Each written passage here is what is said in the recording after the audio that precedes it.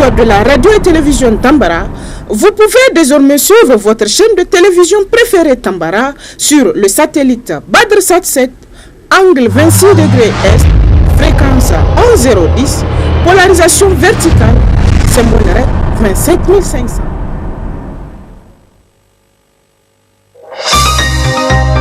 Suivez le journal avec STM Transport Voyageurs. Une nouvelle façon de voyager.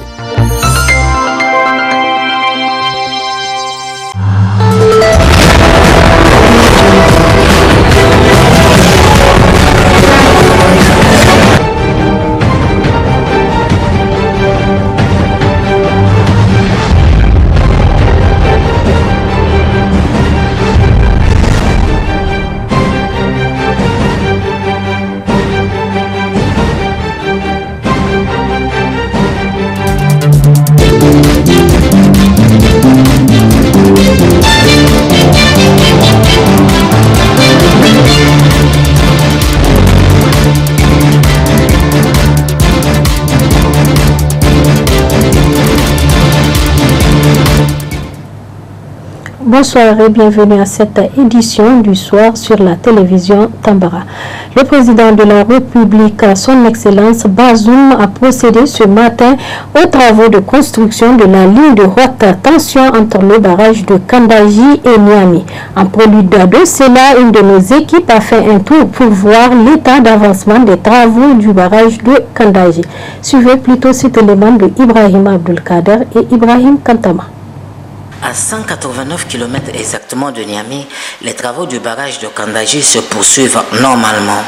Notre mission, en prélude de la visite du président de la République, son Excellence Bazoum Mohamed, prévue pour ce mardi 25 octobre 2022, nous a conduites sur le site même du barrage.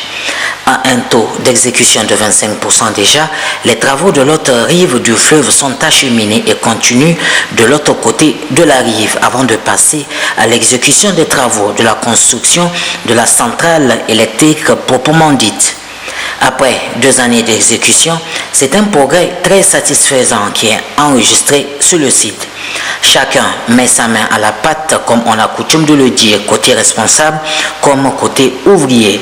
Le secrétaire général du barrage nous donne plus de précisions. Le président de la République, son Excellence M. Mohamed Bazoum, sera ici demain, l'hôte de l'agence du barrage de Kandaji et des populations de Tillabéri, pour la cérémonie de lancement des travaux de la ligne de transport d'énergie haute tension Kandaji-Niamey. Après donc la cérémonie de lancement des travaux, le président va visiter les travaux de construction du barrage de Kandaji qui sont actuellement en cours. Donc nous allons commencer par lui montrer l'état de la dérivation que nous avons opérée en début août. La dérivation qui consistait à dévier le fleuve de son bras droit vers le bras gauche pour pouvoir amorcer les travaux de la deuxième phase qui consisteront à la construction donc de la centrale hydroélectrique.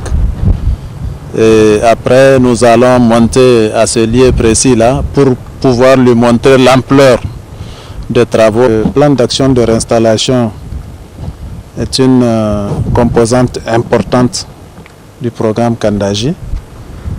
Nous avons déjà fait la première vague qui consistait à déplacer les populations qui sont sur l'axe de l'ouvrage. Nous allons incessamment, je pense, à partir de janvier, le consultant qui est recruté pour cette prestation-là va démarrer ses prestations. Et nous comptons effectivement déplacer les populations de 23 villages et de la ville d'Aéro. Le programme Kandaji, en réalité, il est mis en œuvre autour du barrage. Ce n'est pas seulement le barrage.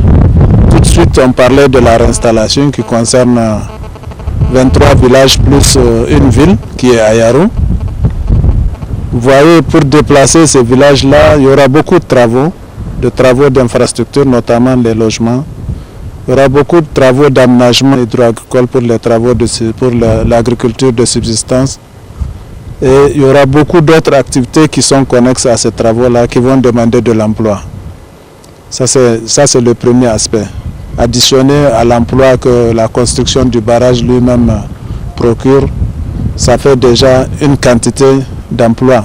Mais au-delà, après la construction du barrage, il y a tout un programme. On a le pôle de croissance, on a un programme d'aménagement de 45 000 hectares d'aménagement hydro-agricole le long du fleuve sur toute la traversée du Niger, qui va procurer des activités. Parce que qui dit aménagement hydro-agricole dit du travail de l'agriculture. Donc dit qu'il y aura des personnes qui auront du travail de labour à faire dans les champs de riz. Donc il y aura suffisamment d'emplois. Jusqu'à ce jour, aucun incident majeur n'a été enregistré sur le site. L'État du Niger a pris toutes les dispositions nécessaires pour que les travaux se déroulent dans les meilleures conditions et se termineront dans les délais prévus, c'est-à-dire d'ici octobre 2025. Point de presse animé ce matin par le secrétaire général de la section lycée et collège de la région de Niamey dans le but d'examiner la situation socio-académique et d'évaluer la plateforme revendicative des militantes et militants de la dite section. Suivez son extrait dans cette édition. Le comité exécutif de la section lycéenne et collégienne de la région de Niamey rend publique la déclaration dont la teneur suit. Au plan international, la section lycéenne et collégienne de la région de Niamey dénonce avec véhémence la complicité de la communauté internationale dans l'embrassement de la crise russo-ukrainienne. Encourage le peuple malien et son gouvernement de transition, dirigé par l'imbattable Assimi Goïta. Encourage le peuple burkinabé et son gouvernement de transition, dirigé par Ibrahim Traoré. Dénonce avec la dernière énergie la politique 2 poids 2 mesures de la France dans la situation du Tchad, où laissant observer la dynastie de Déby. Au plan national, la section lycéenne et collégienne de la région de Niamey condamne les actes barbares que font actes des bandits armés dans quelques localités du pays. Dénonce la nonchalance dont fait preuve le gouvernement nigérien dans la gestion de cette crise des terroristes dans notre pays. Apporte son soutien indéfectible aux FDS qui se battent jours et nuits pour défendre et assurer la sécurité du pays. Au plan syndical, la section lycéenne et collégienne de la région de Niamey apporte son soutien total à la section universitaire de Maradi, qui sont en mouvement avec les autorités inconséquentes de Maradi et exigent la libération sans condition de tous les camarades arrêtés, notamment le secrétaire général de l'université de Maradi. Soutient le comité directeur de l'USN pour sa mission d'urgence qu'il avait décrétée sur Maradi, à sa tête le secrétaire général Ahmad Hamani Mokhtar.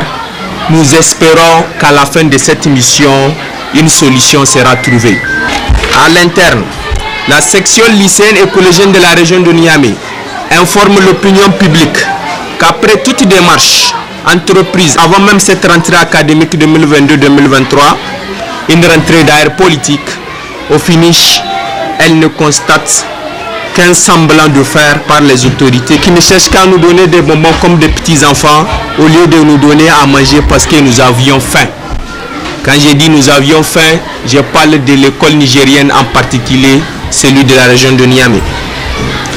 Sinon, comment pourrions-nous comprendre qu'à Niamey, dans la capitale du Niger, qu'il y ait des écoles 100% payotes pour ceux qui ont bien sûr de la chance, d'autres n'en ont pas. Prenons l'exemple du CEG Franco-Arabe Saga, CEG Tondibia, CEG Calais Plateau, pour ne citer que cela. Il faut que nous notifions que ces écoles situées à Niamey, vivant des habitants de Niamey, des élèves qui sont nés à Niamey, qui fréquentent ces mêmes écoles-là, sont dans une situation délicate. Par ailleurs, d'autres partent à l'école pour trouver une solution, mais malheureusement, l'école est devenue un champ de rabaille. La section lycéenne et collégienne de la région de Niamey condamne avec sa dernière énergie cette situation délicate que vivent nos camarades. D'autres camarades s'asseyent à main le sol. D'autres camarades n'ont même pas les classes pour pouvoir effectuer cette rentrée. Et on nous dit qu'il y a eu une rentrée effective de la région de Niamey. La section lycéenne et collégienne de la région de Niamey disent avec sa dernière énergie qu'elle ne cautionnera plus des discours folkloriques faits par les autorités en charge de l'éducation et qu'à partir de cet instant, si une seule école se trouve dans une situation chaotique, la région de Niamey réagira parmi toutes ses forces et exige à partir de cet instant les établissements cités si haut que tous ces établissements-là puissent trouver des classes, peu importe la façon d'où les classes sont construites. L'essentiel pour nous, c'est qu'ils y trouvent ces classes-là. Ces écoles-là n'ont aucunement de classes en matériaux définitifs. Ces écoles-là, les camarades prennent le cours à même le sol, de la 6e à la 4e. Les élèves de 3e arrivent à peine à s'asseoir à 3, alors qu'on parle d'une école de qualité, alors que le président de la République fait de l'école sa priorité. Alors, qu'en est-il de la situation des camarades au niveau de la région de Niamey? Nous ne cesserons pas. Et c'est pour cela, la section lycéenne et collégienne de la région de Niamey ne terminerait pas ses propos sans pour autant donner un ultimatum d'une semaine aux autorités en charge de l'éducation, sans quoi ils seront les seuls et uniques responsables de tout ce qui adviendra. Le 24 octobre de chaque année marque l'anniversaire de la Journée des Nations Unies. Une occasion de rappeler les principes de la Charte des Nations Unies. Suivant ce commentaire. Célébrée chaque année à la date du 24 octobre, la Journée des Nations Unies est l'entrée en vigueur de la Charte des Nations Unies en 1945. Ayant comme mission principale les valeurs de paix, de développement, de droits de l'homme et d'opportunités pour tous, l'Organisation des Nations Unies est née d'un espoir, car aucune organisation mondiale ne donne l'espoir à autant de personnes et ne peut offrir l'avenir que nous souhaitons. L'espoir et la volonté après la Seconde Guerre mondiale de passer d'un conflit à la coopération mondiale. C'est pourquoi à l'occasion de cette journée, il est important, voire capital pour tous les pays de se mobiliser afin de tenir la convention faite à la naissance des Nations Unies de faire de notre univers un monde meilleur. L'ONG compte par le projet Jagoranti vise à vulgariser la mobilisation des ressources et encourager la veille citoyenne au niveau des collectivités territoriales. Plusieurs communes de la région de Zender sont concernées dans la commune rurale de Guidigir. Depuis l'annonce de Jagoranti, depuis le mois d'août à Niamey, on était très contents. On s'est retrouvés à Zender pour des ateliers de formation, à Gouré pour plusieurs ateliers de formation sur la bonne gouvernance, sur les responsables locaux. Aujourd'hui, avec les sensibilisations, avec ce qu'on a appris et avec les approches qu'on est en train de faire, alhamdoulilah, la population est en train d'accepter ce qu'on leur a dit, et la population accepte de payer les taxes municipales, les taxes de marché, et la population accepte même de venir se renseigner sur ce que fait la mairie.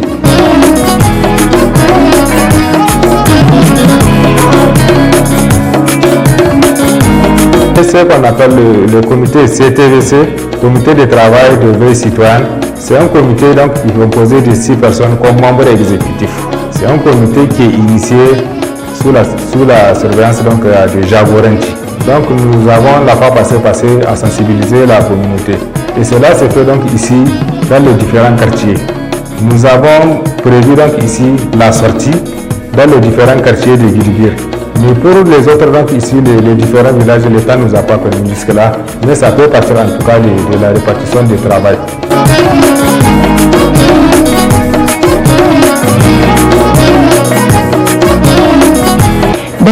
irin tamu wannan mun gode Allah tana taimako iya taimakonta yanzu wani in kaje ka ce ya baka ta zai yi da mu za su yi arziki to sai da sensibilisation ana wayar musu da kai muna bakin kokari muna wayar musu da kai wannan abu da muke amsa ba aljihu bane ake sawa mur ba aljihun shi bane yake zuba shi aiki ne ake ma gudumar aiki ake ma gudumar.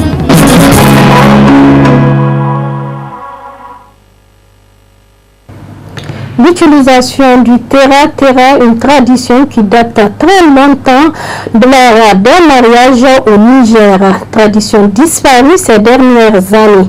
Quelles sont les raisons qui poussent cette génération à délaisser cette tradition lors des mariages? Voyons cela dans ce reportage de Samira sur les images de Abdel Nasser Abdou. Ancrée dans la culture nigérienne, particulièrement celle des Ermasoraï, la traditionnelle appelée terra-terra est fortement utilisée lors des cérémonies de mariage. Autrefois, avant même la cérémonie, les parents se décarcassent pour se le procurer. Cette nappe est utilisée pour le jeune marié, mais aussi pour la jeune mariée. Désormais, la dépravation des mœurs est la principale cause du délaissement de cette tradition. Aujourd'hui, les parents, les jeunes filles et même garçons se réfèrent aux autres cultures qui leur sont étrangères. Étrangères du fait que les robes de mariage, les vestes et même la façon de la célébration des cérémonies ne sont que des exemples des pays européens et même des autres pays de l'Afrique. Une chose désolante car c'est un investissement pour l'économie des autres nations.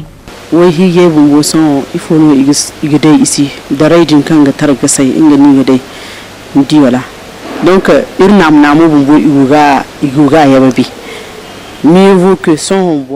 aujourd'hui, les jeunes mariés utilisent les draps carolés qui se gâtent vite. La culture nigérienne est donc abandonnée. Mieux vaut savoir que garder sa tradition est mieux que tout. Acheter les produits traditionnels revient à faire retourner l'argent dans le compte du pays. Donc, il est souhaitable de ramener les anciennes traditions, ce qui est un rappel pour tout un chacun. Nous pouvons dire que c'est la faute des parents, car la tâche est sur leurs épaules. Les enfants, eux, ils ne savent rien. Nous leur lançons donc un appel de venir chercher cette drap pour leurs enfants.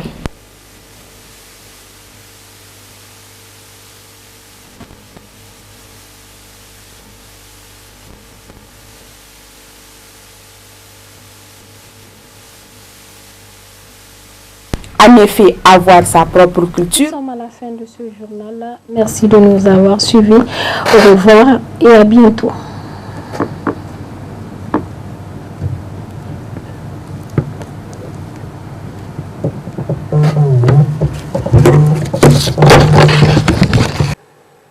Génération qui tend de plus en plus à valoriser notre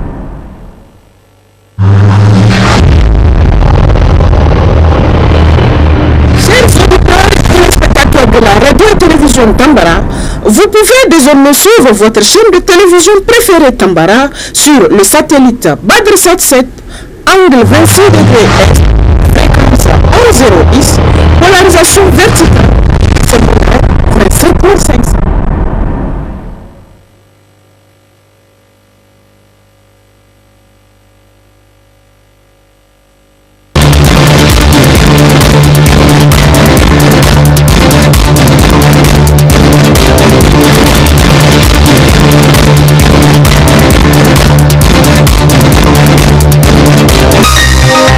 Ce journal vous a été présenté par STM Transport Voyageurs.